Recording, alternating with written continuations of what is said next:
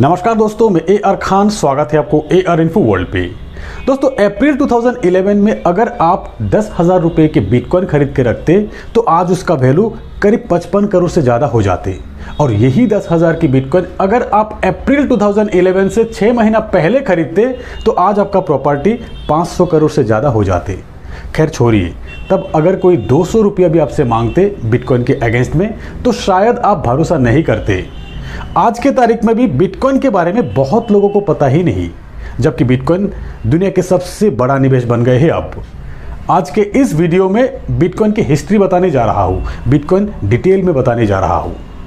Bitcoin एक digital currency, एक crypto currency जिसका फिजिकल प्रेजेंस नहीं है, एक डिजिटल कोड द्वारा इंटरनेट के माध्यम से एक दूसरे को दुनिया के किसी भी कोने में भेजा जाने वाला एक करेंसी है, जिसके लिए किसी के परमिशन की ज़रूरत नहीं है, किसी के अप्रूवल की भी ज़रूरत नहीं है। पैसा भेजने का आसान और सुरक्षित तरीका। दुनिया का पहला क्रिप्टो करेंसी बिटकॉइन, आज हजारों क्रिप्टो करेंसी अवेलेबल है। डिजिटल करेंसी का लोकप्रियता इतना तेजी से बढ़ने का कारण यही है कि ये आसान और सुरक्षित है। अब तो बिटकॉइन सहित बहुत सारी क्रिप्टो करेंसी आप किसी भी देश के फिजिकल करेंसी के साथ एक्सचेंज भी कर सकते हो, पर बिटकॉइन सबसे अलग है। बिटकॉइन किसी रेगुलेशन में नहीं है, किसी के कंट्रोल में नहीं है। किसी व्यक्ति, किसी कंपनी या किसी कंट्री बिटकॉइन को ना कंट्रोल कर सकते हैं ना बंद कर सकते हैं। और बाकी सभी क्रिप्टो करेंसी किसी ना किसी रेगुलेशन में है, किसी बैंक या किसी कंपनी या किसी व्यक्ति द्वारा। हालांकि सुरक्षित टेक्नोलॉजी सभी में है। बिटकॉइन एक बहुत बड़ी बदलाव है। शायद आपको पता है कि ट्राइनियल सेंट्रल बैंक सर्वे 2019 के मुताबिक रोज की फॉरेक्स मार्केट है 6.6 ट्रिलियन का। अब आप सोच सकते हो कितनी बड़ी मात्रा में पैसों के ट्रांजैक्शन होते हैं दुनिया में। किसी एक देश से अन्य देश में पैसा भेजने के लिए हम बैंक, वेस्टर्न यूनियन या पेपल का सहारा लेते हैं। ये सभी कंपनी हमारी पैसा हमारी लोगों तक पहुंचाने के लिए फीस लेते हैं। ये फीस 5% to 30% होते हैं। आप कैलकुलेशन करके देखिए, अगर एवरेज 10% भी है तो भी ये फीस अराउंड 60 बिलियन का है। और समय भी चाहिए इस ट्रांजैक्शन में। बिटकॉइन द्वारा लोगों को ये प्रॉब्लम का हल मिल गया। बिटकॉइन को पावरफुल बनाने के लिए हजारों लोग जिनके पास विशेष कंप्यूटर है, जो नेटवर्क को शक्तिशाली करके लेन देन को वेरीफाई करते हैं, इसे माइनिंग कहा जाते हैं। बिटकॉइन की शुरुआत 2009 में सतोशी नाकामोटो द्वारा किए गए थे। अब ये सतोशी नाकामोटो कौन है किसी को नहीं पता। वो एक प्रोग्रामर है, वो एक व्यक्ति है, वो एक कंपनी है, वो एक देश है, किसी को नहीं पता। सतोशी नाकामोटो ने अपना आइडेंटिटी किसी को नहीं बताया। अब तक ये राज है।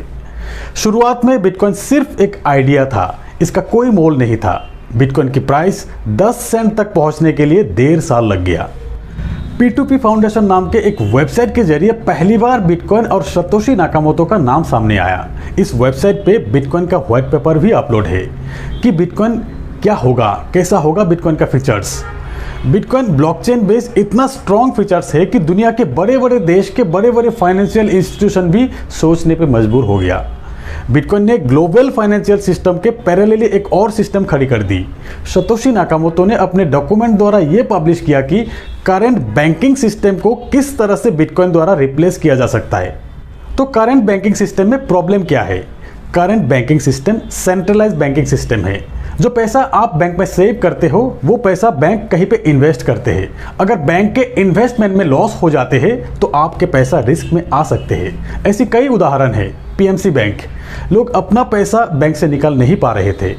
आज के डेट में कोई भी बैंक से अगर सभी कस्टमर एक साथ पैसा मांगने लगे तो बैंक नहीं दे सकता। आपके अकाउंट में जो भी बैलेंस शो हो रहा है वो एक नंबर है जो कि बैंक अपने हिसाब से रोटेट करके मेंटेन करते हैं। मतलब आप आपके पैसों की कंट्रोल किसी और के हाथ में दिए हो, जबकि आपके पैसों की कंट्रोल कुछ चुनिंदा इंस्टीट्यूशन के हाथ में है। ऐसे में गवर्नमेंट चाहे तो आपके पैसों से लीगल स्टेटस भी हटा सकते हैं, उदाहरण के तौर पे डीमोनेटाइजेशन। इसीलिए सतोशी नाकामोटो ने अपने डॉक्यूमेंट द्वारा ये बताया कि जिस तरह से हमारी सेंट्रल बैंकिंग सिस्टम ट्रांजैक्शन के रिकॉर्ड मेंटेन कर रहे हैं, एक सक्सेसफुल ट्रांजैक्शन को कंफर्म कर रहा है, उसका अल्टरनेट है बिटकॉइन, जो कि डिसेंट्रलाइज है, किसी के कंट्रोल में नहीं है। बिटकॉइन के लिए आपके पास एक डिजिटल वॉलेट होना चाहिए, एक डिजिटल एड्रेस जनरेट करना चाहिए। उसी एड्रेस पे आप बिटकॉइन को स्टोर कर सकते हो। आप अगर किसी और को बिटकॉइन सेंड करना चाहते हो तो भी आप उनके बिटकॉइन एड्रेस पे ही सेंड करना होगा। बिटकॉइन ट्रांजैक्शन की कंट्रोल किसी पे ना रहे, इसीलिए माइनिंग का कॉन्सेप्ट आया।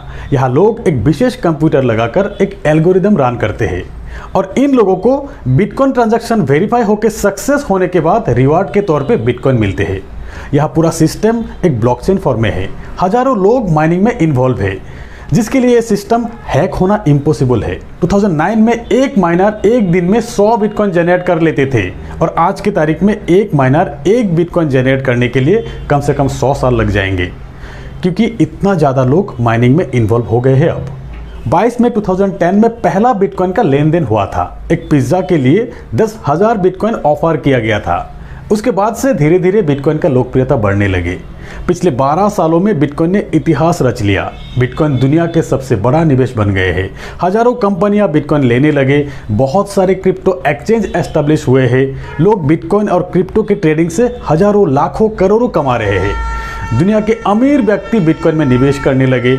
बिटकॉइन अब दुनिया के सबसे पावरफुल करेंसी बन गए हैं। बिटकॉइन दुर्लभ इसीलिए है कि बिटकॉइन नंबर और टाइम से लिमिटेड है। 2009 से 2140 तक 21 मिलियन बिटकॉइन ही प्रोडक्शन होंगे। हर 4 साल बाद बिटकॉइन की प्रोडक्शन आधी होते जाएंगे। बिटकॉइन की वेरिफिकेशन के लिए 2009 में ही एक सॉफ्टवेयर लॉन्च हुआ। उसी सॉफ्टवेयर लोग फ्री में डाउनलोड करके बिटकॉइन की वेरिफिकेशन करते थे।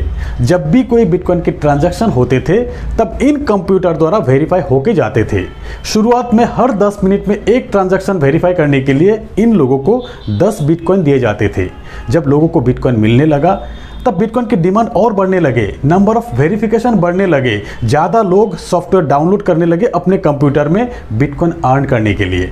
और फिर 2010 में ये ट्रांजैक्शन इतना बढ़ गया कि कंप्यूटर सिस्टम क्रैश हो गया और तब यूएसए और चाइना के कुछ कंपनी 400 गीगाहर्ट्ज का अपना ASIC सर्वर सेटअप किया बिटकॉइन की माइनिंग के लिए, जो कि आज इन ट्रांजैक्शन को वेरीफाई करते हैं। बिटकॉइन आज बहुत सारे देशों में सरकारी मान्यता प्राप्त कर लिया। यूएस, कनाडा, ऑस्ट्रेलिया सहित यूरोप के कई कंट्री में बिटकॉइन के ATM अवेलेबल है। वहां आप बिटकॉइन की एक्सचेंज में उस देश की करेंसी आप विड्रॉ कर सकते हो। इंडिया में भी कई सारे एप्लीकेशंस है, कई सारे वेबसाइट्स है जहां पे बिटकॉइन की बाय और सेल कर सकते हो। दोस्तों, बिटकॉइन के डिसएडवांटेज नंबर 1, जैसे कि बिटकॉइन पे किसी गवर्नमेंट का इन्वॉल्वमेंट नहीं है तो बिटकॉइन द्वारा इलीगल एक्टिविटी होने का चांस बहुत ज़्यादा है। नंबर 2, अभी भी सभी जगह पर बिटकॉइन एक्सेप्ट नहीं होते हैं। नंबर 3, बिटकॉइन के प्राइस बहुत ज़्यादा फ्लक्चुएट होते हैं। हर मिनट में इसके प्राइस अप डाउन होते रहते हैं। अगर आप किसी को बिटकॉइन द्वारा पेमेंट करना चाहते हो तो ट्रांजैक्शन के वक्त ही आप बता पाएंगे कि कितना पेमेंट कर रहे हो, ना कि थोड़ी देर पहले, ना कि थोड़ी देर बाद में, क्योंकि तब तक बिटकॉइन के प्राइस चेंज हो जाते हैं। दोस्तों, बिटकॉइन की स्मॉलेस्ट पार्ट है सतोशी। जैसे कि रुपए की स्मॉलेस्ट पार्ट पैसा, यानी कि 100 पैसा इज इक्वल टू 1 रुपीस, वैसे ही 100 million satoshi is equal to 1 bitcoin और 1 satoshi is equal to 0.7 times 01 bitcoin. अगर आप बिटकॉइन खरीदना चाहते हो तो 1 बिटकॉइन भी खरीद सकते हो, 0.1 भी खरीद सकते हो, 0.2 भी खरीद सकते हो, 0.001 भी खरीद सकते हो, 0.0001 भी खरीद सकते हो। बिटकॉइन की प्राइस 2009 में महज 6 रुपया ही था और आज जब मैं वीडियो बना रहा हूँ तब $57,000 यानी कि करीब 44 लाख रुपीस। इन 12 सालों में बिटकॉइन की प्राइस बहुत उतार चढ़ाव देखने को मिला। फरवरी 2011 में एक बिटकॉइन की कीमत पहली बार $1 हुआ और 2012 में पहली बार $100 पार किया और फिर 2013 में पहली बार $1,000 भी पार किया और तब से गिरावट भी देखने को मिला। कभी $300, कभी $400, कभी $500 और फिर $1,000 पार करने के लिए 2017 तक का वेट करना पड़ा। फिर 2017 में ही पहली बार $5,000 क्रॉस हो गया और फिर 2017 में ही बिटकॉइन की कीमत $19,000 तक भी हो गया था और फिर बिटकॉइन की प्राइस में फिर से गिरावट। 2020 के शुरुआत में एक बिटकॉइन $5,000 तक भी आ गया था और 2020 के ही नवंबर से बिटकॉइन की प्राइस में जो ग्रोथ देखने को मिल रहा है वो हर हफ्ते ऑल टाइम रिकॉर्ड ब्रेक हो रहा है। बिटकॉइन अब आम आदमी के सोच से बाहर हो चुके हैं, जबकि एक आम आदमी के सोच से ही शुरू हुआ था। तो दोस्तों, ये थे बिटकॉइन की हिस्ट्री।